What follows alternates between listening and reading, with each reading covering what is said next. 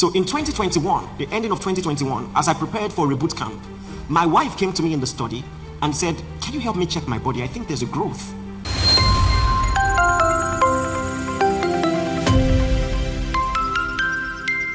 I want to start by sharing a testimony that some of you have already heard.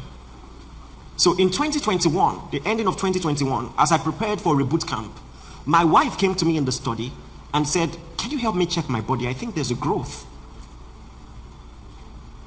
I checked, hoping she was wrong, but there it was. It was right there on her. And I said, "Don't worry about it. God is going to handle this." And I went back to my study. But as I was trying to concentrate, I was just like, "God, what is this?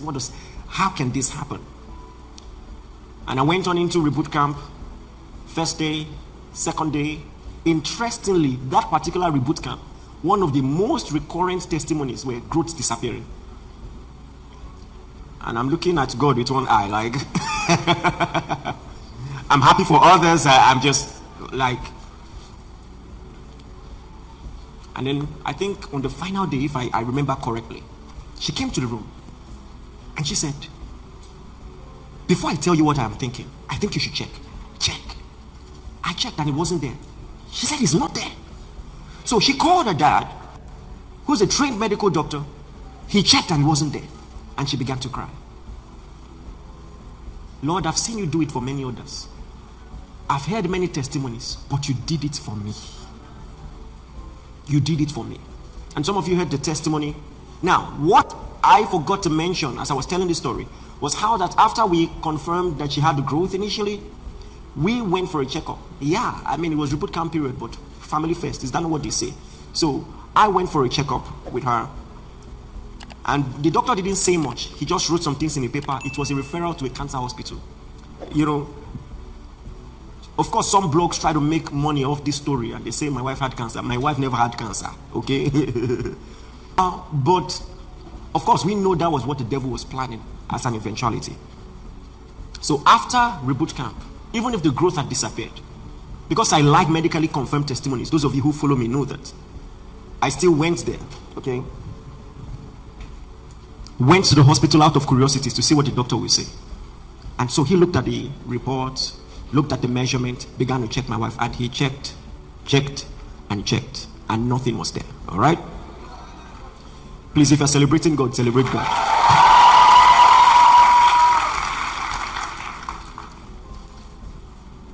So now I've told you the serious part of it, so let me move to the funny part. Are you ready for it? Now, I've been with my wife many times when doctors are working with her. I mean, she has had 3 biological births with four kids, 3 biological children. And many times it's a male doctor, and I never had any issue. But with this particular guy, I just suspected him, and I couldn't tell why. You see, sometimes the way the prophetic works, I don't know when I'm being prophetic. Sometimes it looks natural. So sometimes, it's when I'm in the body or out of the body, I cannot tell, that kind of stuff. So we made jokes about it as we're driving home. And I talk freely with my wife. I'm just like, you know what? I'm just going to say it. I don't trust that nigga. And my wife went to, "Come on." She was now teasing me that she could see from my face. I said, "There is something, say." I said, "This is not the first time someone is examining you. I don't trust that guy." She just went to come of it. It wasn't up to 1 month after we saw in the news that he had been arrested. He had been arrested. And according to the reports, apart from abusing so many domestic helps in the house who were minors, he will drug people who were under his administration.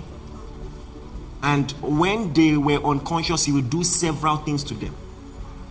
He recorded himself doing it.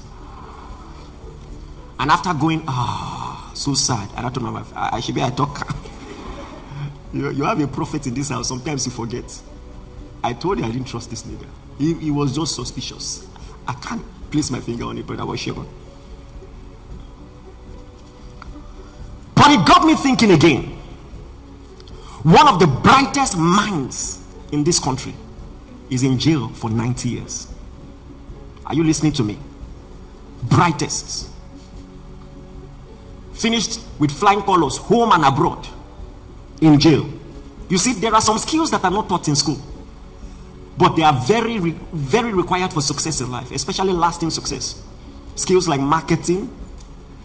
You know, you can be a doctor and forget that there is a business aspect to running a hospital. I have a relative, very good man, very good man, medical doctor. That is exactly why the hospital did not do well, because he's a good man. Because people will just come and cry, I have no money. First and foremost, he had no administrative staff. So he was the one collecting money, the one giving them the bill. And people will manipulate and gaslight him. Please just treat me, I will pay you back. And they never paid back. And he couldn't run the hospital and it closed down.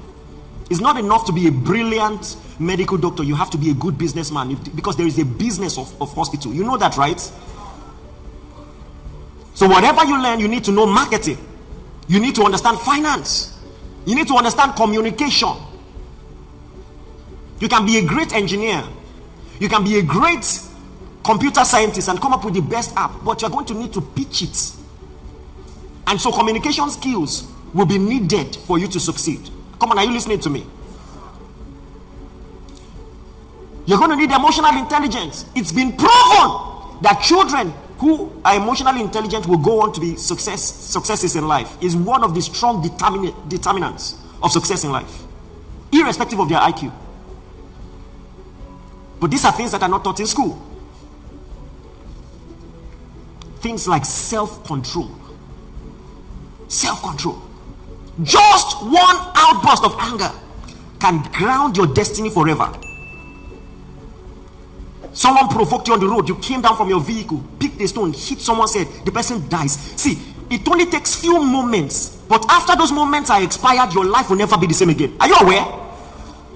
It takes few moments for you to radically and irrecoverably change your life.